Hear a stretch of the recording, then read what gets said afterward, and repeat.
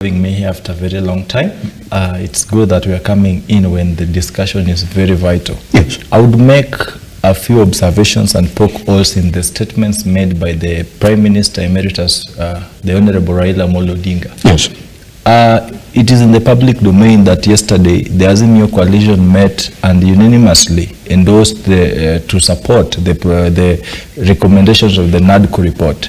It is mind-boggling to hear the person of Raila Amolo Odinga in the public domain speak of supporting the recommendations while opposing the recommendations. Mm-hmm. The reality coming out of this entire scenario is a manifestation of deceit and let me say political conmanship, that an act that has been mastered by both the executive and the opposition.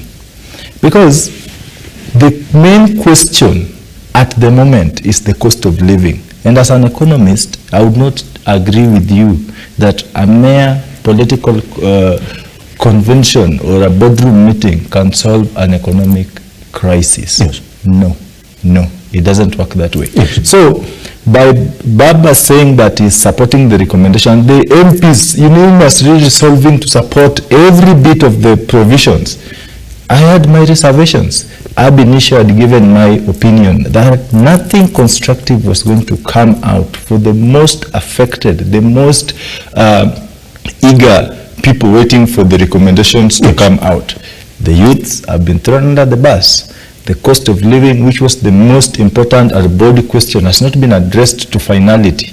Not unless the issue of cost of living, food sustainability, primary health care provision, security and etc. have been addressed. We are not moving anywhere as a nation. We are in the mood of politics now and then. What does Baba mean by continuing to engage the people of Kenya to find alternative ways of pushing the government to provide a bearable cost of living? Yes. How? I'm bereaved. You are coming to me and crying with me in the name of consoling me. Yes. No, it doesn't work that way. We are vulnerable as the people of Kenya at the moment. So when Baba says he's coming to the people to find alternative ways, we don't have alternative ways. The Constitution is crystal clear on the provisions of Article 1.1, the sovereignty of the people of Kenya. We can only invoke those provisions because this government has not respected the sovereignty of the people of Kenya in this regard.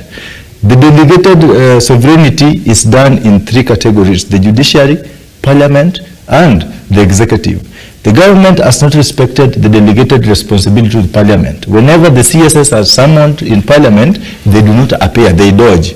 The executive do not respect the court orders. Yes. So you see, at this level, when Baba says he's going to engage us on alternative means, the most possible alternative mean is demonstrations, and that is catastrophic. Just before we continue then, this is essentially an introduction to this